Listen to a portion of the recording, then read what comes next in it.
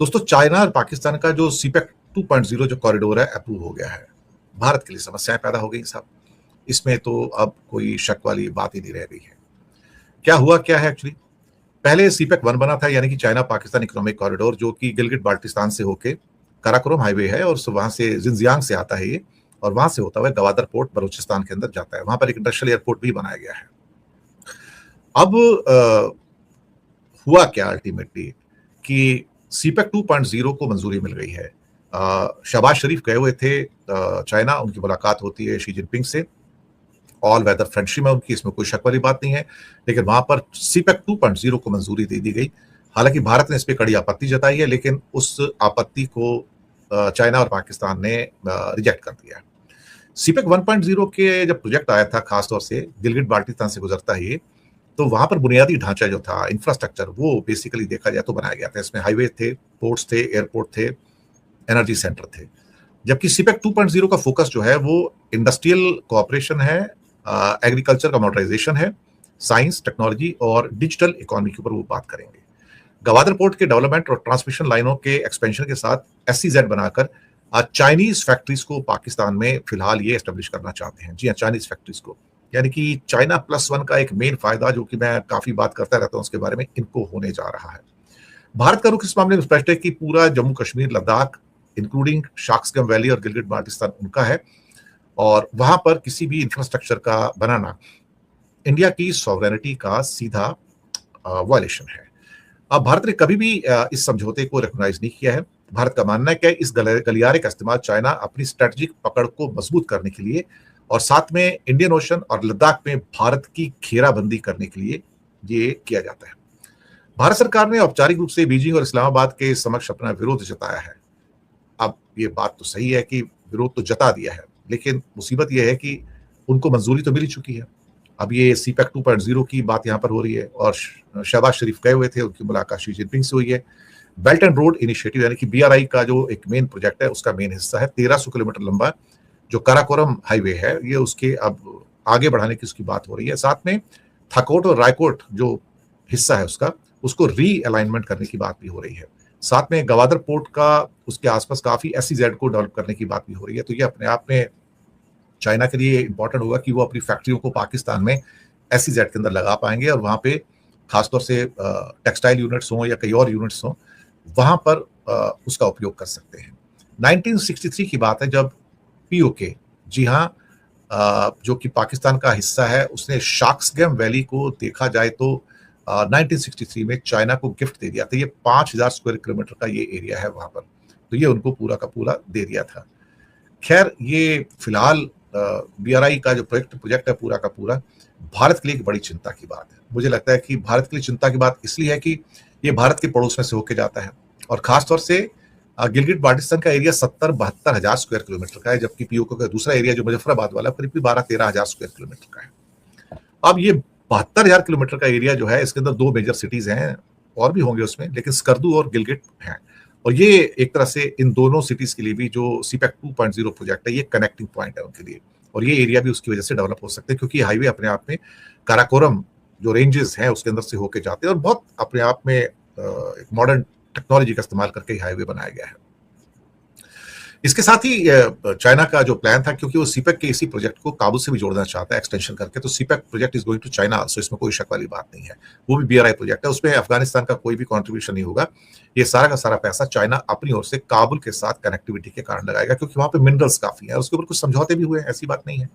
तो उन समझौतों को लेकर अगर बात की जाए तो मैं ये समझ के चलता हूँ कि काबुल के ऊपर भी चाइना का जो कंट्रोल है वो काफी अहम हो सकता है।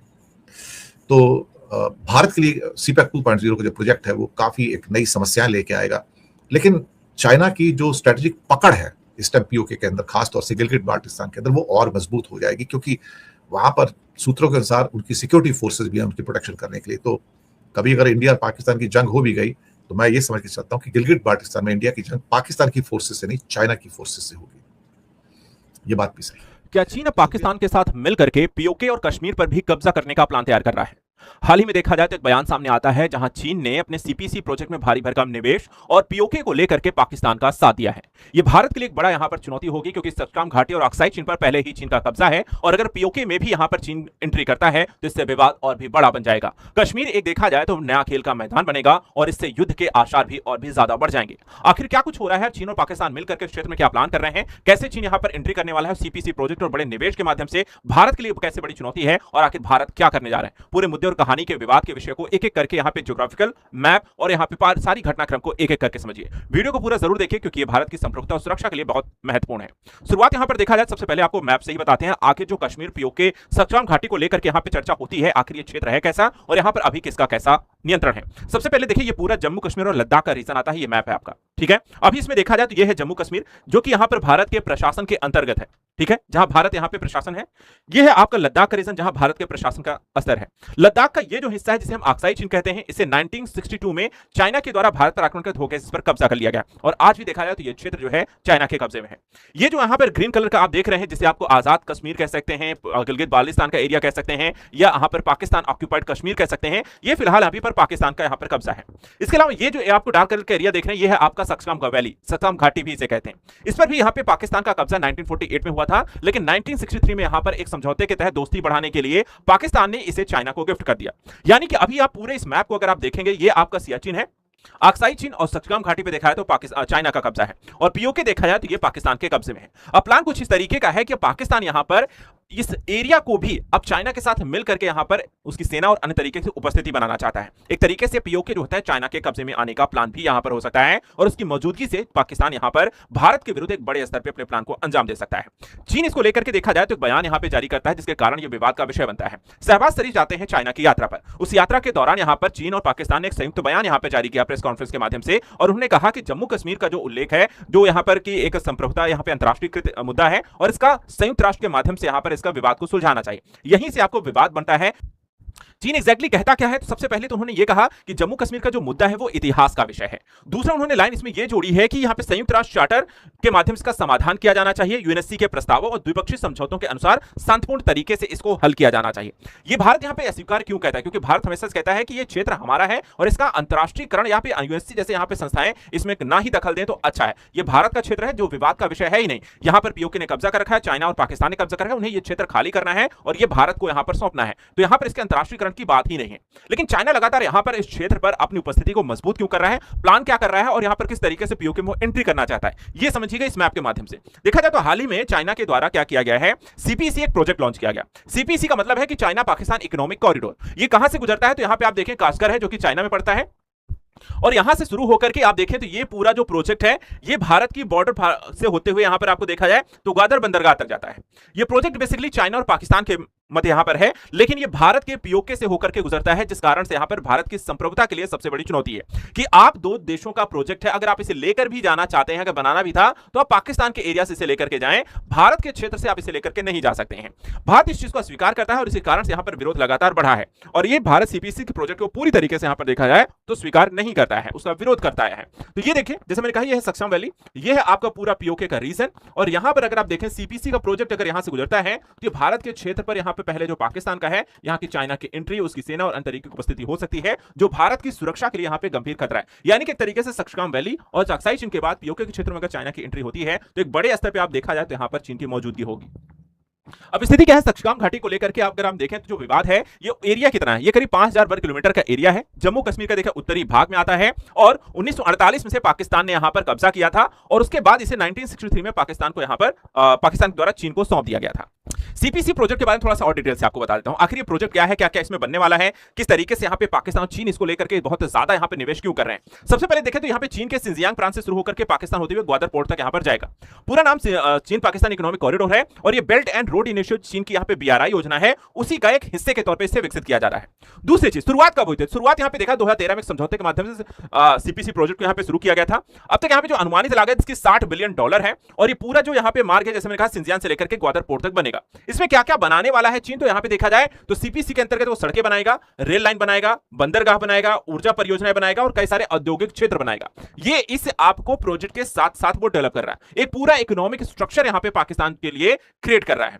अब यहां पे सीपीसी को लेकर के देखा जाए तो भारत ने जो आपत्ति जताई, जिसमें कहा पीओके से गुजरना जो जम्मू कश्मीर का हिस्सा है, संप्रभुता का उल्लंघन है और इस कारण से भारत इसे अवैध कब्जे के तौर पर पाकिस्तान यहां पे जो रखता है। और भारत के लिए दूसरा जो सबसे महत्वपूर्ण चीज है वो सामरिक खतरा, जैसे मैंने कहा कि चाइना जो है आपको देखा हिंद महासागर क्षेत्र में अपना प्रभाव तो वैसे ही बढ़ा रहा है। दूसरी तरफ अगर हम देखें अक्साई चीन से लेकर गिलगित बाल्टिस्तान और सक्सकाम घाटी पर भी यहां पे चीन की उपस्थिति होने से भारत के लिए खतरा और भी ज्यादा बढ़ जाता है। अच्छा, चीन को यहां पर ये प्रोजेक्ट से और क्या फायदे हैं, तो देखिए अगर चीन इस प्रोजेक्ट को यहां पर पूरा कर लेता है तो डायरेक्ट आप अगर हम देखें तो सिंजियान से होकर के यहां पे अरब सागर तक उसकी पहुंच हो जाती है। ठीक है, एक आपको जो उसे काफी लंबा रूट यहां पे लेना पड़ता है भारत से होकर के पूरा दक्षिण चीन सागर से होते हुए, मलक्का डमरू होते हुए, हिंद महासागर से होते हुए अरब सागर तक पहुंचने के लिए उनका रास्ता यहां पर काफी शॉर्ट हो जाएगा। वो सीधे यहां पर देखा अरब सागर से होते हुए आप चाइना पहुंच सकते हैं। भारत यहां पे जो मलक्का जल डमरू को ब्लॉक कर सकता है, उनकी तेल सप्लाई को रोक सकता है, वो यहां पे देखा है तो नहीं होगा। वो यहां से डायरेक्ट आपको अपने तेल सप्लाई और अन्य तरीके के सामानों को कर सकते हैं। तो एक सीपीसी जो रूट है अरब सागर में इनकी पहुंच बनाती है, रणनीतिक स्तर पे इनको फायदा देती है, भारत के लिए यहां पर सुरक्षा के दृष्टिकोण से गंभीर खतरा उत्पन्न करती है। तो सबसे पहले यहां पे देखा है तो तेल आपूर्ति एक सुनिश्चित कर पाएंगे। अभी करीब से 16,000 जो किलोमीटर का यहां पर पूरा घूम करके जो चक्कर लगा के आते हैं वो मात्र 5,000 किलोमीटर आपको रह जाएगा। और उस तरीके से उनके आयात को लेकर के जो तेल और अन्य तरीके के सामानों की आपूर्ति है उसमें यहां पर आपको बजट जो होता है उनका कम होगा। सामरिक लाभ क्या है कि हिंद महासागर में चीन की मौजूदगी तेजी से बढ़ेगी, नौसैनिक क्षमता यहां पर चीन अपनी उपस्थित करा सकेगा और चीन पाकिस्तान का व्यापार बढ़ेगा और पश्चिमी चीन के विकास का भी यहां पर रास्ता खुल सकेगा इस हिस्से का। इसके अलावा पाकिस्तान को भी यहां पर देखा है तो इससे फायदा यह है कि पाकिस्तान जो है जिसकी इकोनॉमी लगातार यहां पे खराब हो रही है, वहां पे आधारभूत संरचना डेवलप होंगी, ऊर्जा संकट की जो कमी है उसको दूर करने में मदद मिलेगी, रोजगार के अवसर आएंगे, विदेशी निवेश बढ़ेगा, गोदर पोर्ट यहां पे तेजी से विकसित होगा। तो चाइना की इकोनॉमी को भी पाकिस्तान की इकोनॉमी को भी यहां पर बूस्ट मिलेगा। यानी कि चीन और पाकिस्तान मिल करके इस पूरे क्षेत्र पर यहां पर भारत को कमजोर करने को लेकर के एक जियोपॉलिटिक्स यहां पर रणनीति के तहत एक बड़ा खेल खेल रहे हैं। भारत को सतर्क होकर यहां पर तेजी से यहां पर अपने आप को तैयार करना होगा, अन्यथा चीन की उपस्थिति न सिर्फ यहां पर अरब सागर, हिंद महासागर बल्कि यहां पर हिमालय के रीजन में उपस्थिति कारण वो भारत को घेरने में भी कामयाब रहेगा।